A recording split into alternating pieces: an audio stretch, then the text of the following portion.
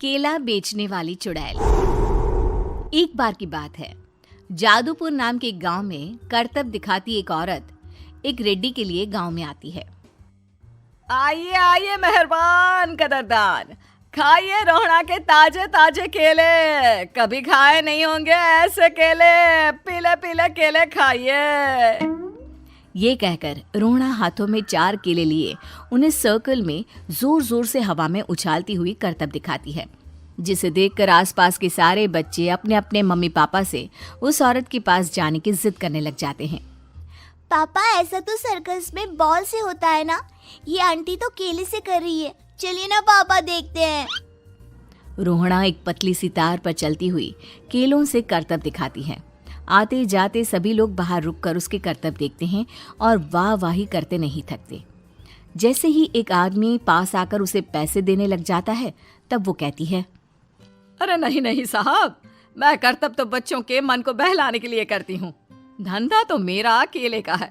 पीछे देखो मेरी रिड्डी, जो भी मेरे केले खाएगा मेरी तरह चुस्त दुरुस्त और तंदुरुस्त हो जाएगा।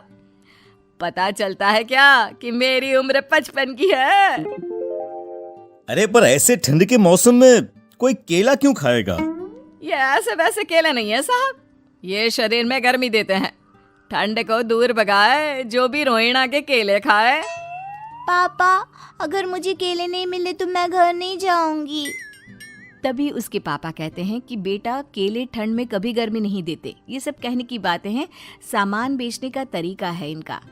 पर पिंकी नहीं मानती। मैं केले खाऊंगी।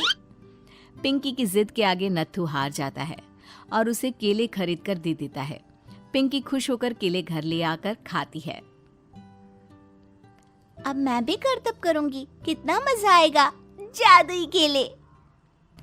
पिंकी पहला केला खत्म भी नहीं करती कि वो बेहोश हो जाती है। दूसरे केले से एक काला धुआं आता है और रोहड़ा चुड़ैल बनकर बाहर निकल आती है। मेरे भूतिया केले बच्चे न खाए, ऐसा हो ही नहीं सकता। जादूपुर वालों, कब तक बचोगे? आ गई हूं मैं रोहड़ा, जिसका कोई नहीं कर सकता सामना। रोहड़ा पिंकी को गोद में उठाकर काले धुएं में कहीं गायब हो जाती है। शाम के वक्त नत्थू घर लौटता है और पिंकी को घर में ना पाकर उसकी माँ से कहता है, माँ पिंकी कहाँ है? अरे बेटा, उसे तो तू सुबह करतब दिखाने ले गया था ना, फिर कहाँ वापस आए तुम दोनों? मुझे लगा तू उसे अपने साथ मंडी ले गया होगा। हे भगवान, मेरी बच्ची कहाँ गई? मैं उसे घर ही तो छोड़कर गया था माँ। नत्थू गांव के घर कोने में अपनी बेटी को ढूंढता है, पर उसे वो कहीं नहीं मिलती। परेशान होकर आके रो रो कर नत्थू हिम्मत हार कर घर लौट आता है। अगली सुबह रोहड़ा फिर से करतब दिखाने आती है और इस बार पिंकी की तरह रोनी केले खरीद लेता है। 50 रुपए दिए थे पापा ने, सारे पैसों के मैंने केले खरीद लिए हैं। अब मैं भी आंटी की तरह ही करतबबाज बन जाऊंगा। यही सोचते हुए रोनी केले खाता है और पहला अकेला केला आधा खत्म भी नहीं करता कि चुड़ैल उसके सामने आ जाती है।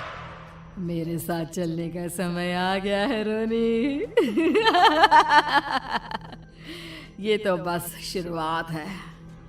अब इस गांव के सारे बच्चे धीरे धीरे मेरे कब्जे में होंगे, एक बच्चा भी नहीं बचेगा। ये कहकर रोनी को गोद में लेकर काले धुएं में अदृश्य हो जाती है।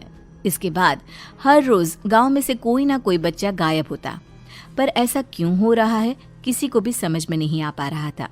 रोज की तरह अपनी बेटी पिंकी की तलाश में नत्थू गांव के एक तालाब के पास बैठा रो रहा था। कहाँ गई मेरी पिंकी? शकुंतला के जाने के बाद एक वही तो मेरा सहारा थी।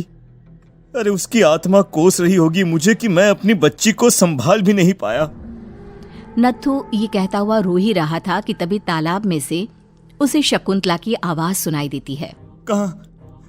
कहाँ थी तुम शकुंतला? हमारी बच्ची और सारे गायब हुए बच्चे रोहड़ा के कब्जे में हैं। वो बच्चों को जो केले देती है उससे बच्चे बेहोश हो जाते हैं और उसके कब्जे में आ जाते हैं और वो उन्हें ले जाकर काली दुनिया में ले जाती है। पर वो ऐसा क्यों कर रही है? ये मैं नहीं जानती, पर उस दुनिया का रास्ता मैं आपको बता सकती हूँ। जहां ये नदी खत्म होती है वहां एक केले का पेड़ है, उसके नीचे एक दरवाजा है, वहीं से रास्ता जाता है उस दुनिया का। ये कहकर शकुंतला की आत्मा गायब हो जाती है। गांव के सभी लोग झुंड बनाकर उसी रास्ते से काली दुनिया में चले जाते हैं और वहां देखते हैं कि सारे बच्चे वहां काम कर रहे थे। पापा मुझे ले चलो यहाँ से। पापा पापा।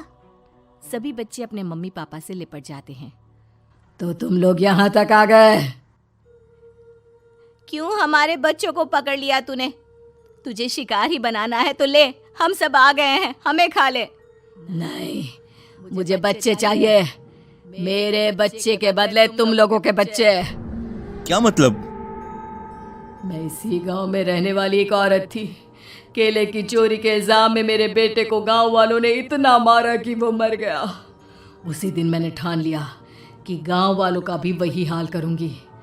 कुछ दिन बाद बेटे के चले जाने के दुख में मैं भी मर गई और मेरी भटकती आत्मा एक चुड़ैल बन गई। और फिर मैंने बदला लिया तुम सबके बच्चे छीनकर। बर्दाश्त नहीं कर पाए ना? सोचो मुझ पर क्या बीती होगी। हमें माफ कर दो रोना। पता नहीं ये किसकी गलती थी, पर हम सभी माफी मांगते हैं। हमारी खुशियां लौटा दो, तुम भी तो एक माँ हो। गांव वालों की बात सुनकर रोना का मन पिघल जाता है और वो बच्चों को छोड़ देती है। उसके बाद काली दुनिया बच्चों के लिए जादुई दुनिया बन जाती है। अब कोई भी कभी भी वहां आ जा सकता था।